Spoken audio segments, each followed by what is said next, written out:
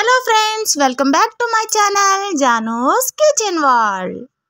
ఈరోజు మన రెసిపీ వచ్చేసరికి గోంగూర పచ్చిరొయ్యలు. గోంగూరలో పచ్చిరొయ్యలు కాంబినేషన్ సూపర్గా ఉంటుందండి. ఈ కర్రీని సింపుల్గా టేస్టీగా ఎలా తయారు చేయాలో చూపించేస్తాను. వీడియోలోకి వెళ్ళిపోదాం, వచ్చేసేయండి.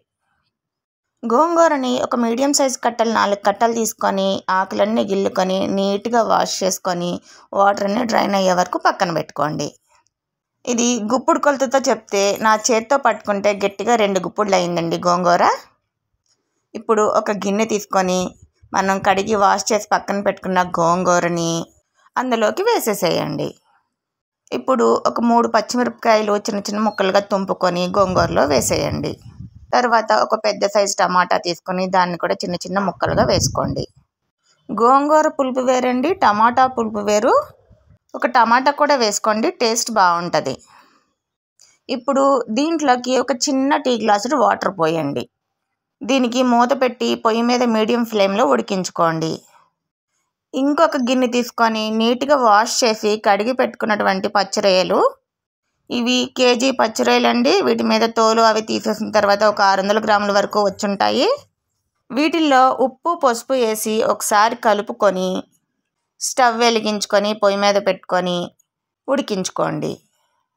ఈలోపు ఒక పెద్ద ఆనియన్ తీసుకొని చిన్న చిన్న ముక్కలుగా కట్ చేసి పక్కన పెట్టుకోండి. పచ్చిరొయ్యల్లో ఉడికించేటప్పుడు వాటర్ ఊరుతాయి కదండి, ఈ వాటర్ అన్నీ ఇంకిపోయే వరకు ఉడికించుకోవాలి.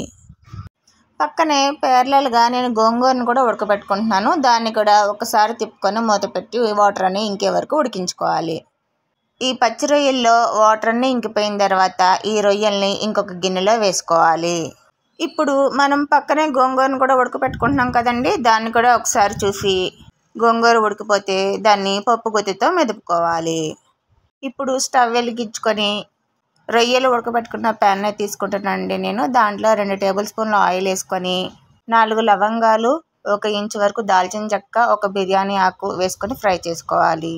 ఇవి ఫ్రై అయినాక ఉల్లిపాయ ముక్కలు కూడా వేసుకోవాలి.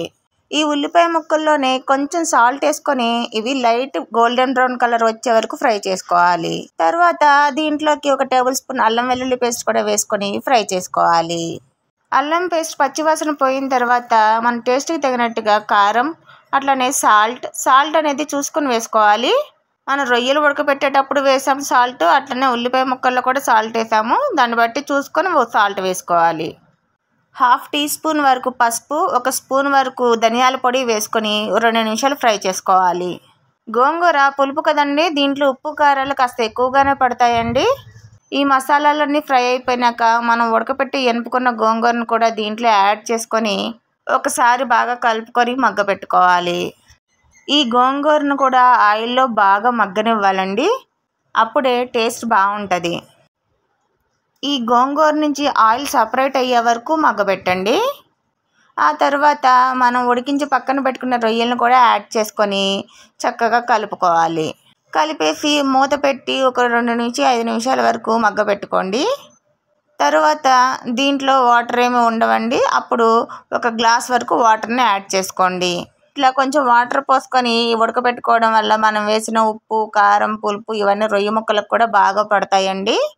ఇలా కలుపుకొని మూత పెట్టుకొని మగ్గబెట్టుకోవాలి. తర్వాత మూత ఓపెన్ చేసి కూర దగ్గరికి అయిందేమో ఒకసారి చూసుకొని దీంట్లో మనం వేసిన సాల్ట్, కారం సరిపోయేమో ఒకసారి చెక్ చేసుకోవాలి.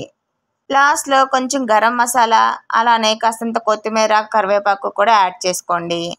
మన రెసిపీ గోంగూర పచ్చిరొయ్యలు రెడీ అయిపోయినట్లే. నాది ఒక చిన్న రిక్వెస్ట్ అండి, నేను కొత్తగా యూట్యూబ్ ఛానల్ని స్టార్ట్ చేశాను. మీరు ఇచ్చే లైకు, కమెంటు నాకు ఎంతో యూస్ఫుల్గా ఉంటుందండి. నా ఛానల్ని సబ్స్క్రైబ్ చేసుకోండి.